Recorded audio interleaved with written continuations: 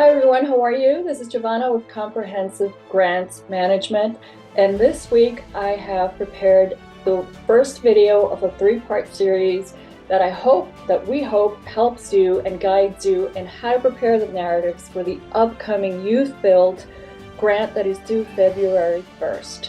This application is quite detailed and very comprehensive, and there are a lot of attachments, but included with these attachments are three narratives, which includes the project narrative, which is basically how you're going to show that your project is going to be able to implement the grant based on the grant requirements. And then the budget narrative, which goes into a whole bunch of details as well, which is the description costs, and it has per line item as you're referencing also on the SF P24A form. So it's basically those two. We will discuss those more in detail in the following weeks, with next week's on the budget narrative and the project narrative the following week. But for this particular video, I wanted to mention one that is important, which is the abstract narrative. Now, before you get into these applications, you obviously know what type of applicant you are. Category A is for those applicants that have been previously funded by YouthBuild. So those are also going to require certain documentation that we will explore in the next couple of videos. And then Category B, which is for new applicants for YouthBuild. And as with both applications, you're going to require to submit a 2-page abstract, which really summarizes what the project is about. The abstract cannot exceed more than 2 pages and has to be double-spaced, 8.5 on an 8.5 by 11 format with 12-point text font. I believe it's Times New Roman. And basically, the 2-page must summarize the scope of the project and the proposed outcomes with the following.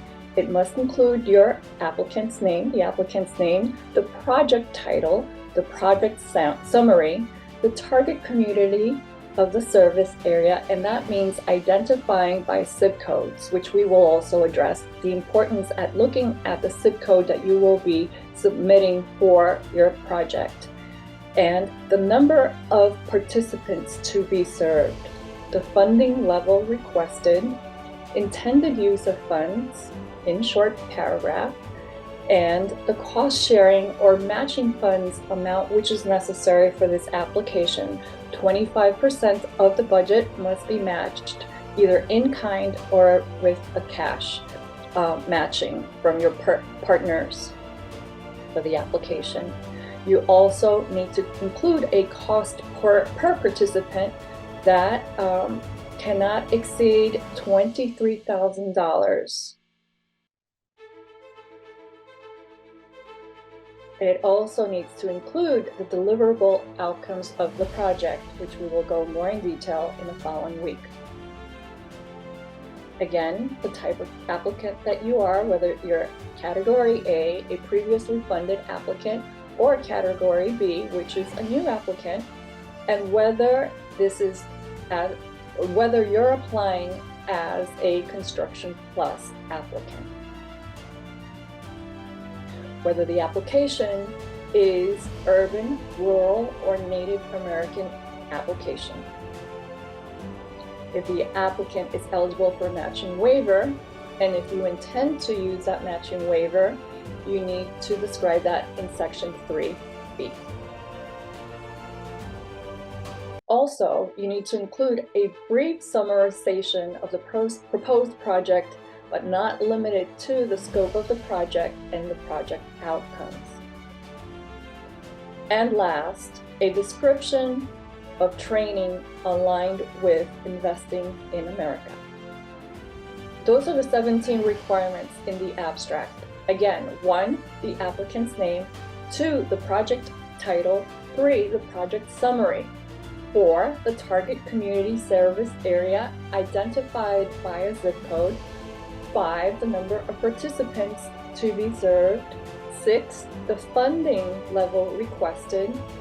7, the intended use of the funds in short paragraph form. 8, the cost sharing of matching funds amount, which needs to be 25% minimum, at least 25%. 9, the total cost per participant. 10, the deliverables outcomes. 11, whether you are category A or category B. 12, if you are a category A, then the applicant must refer to the recent grant number and the grant cycles, so that we know, the grantor rather knows what was previously funded. 13, whether the applicant is applying, whether you're applying for Construction Plus as a Construction Plus grant. 14, whether the application is being submitted as an urban, rural, or Native American or tribal application. So what type of applicant are you? 15, if the applicant is, you are eligible for matching waiver, and if you're intending to use your matching waiver in your application. 16, a brief summary of the proposed project, but not limited to the scope of the project and the proposed outcomes. And last, 17, a description of the training aligned with investing in America, with, of course, that is priority consideration points if applicable. Thank you for tuning in, and next week you will be able to see a more detailed video of what is needed for the budget section of the narrative for the YouthBuild application. Thank you.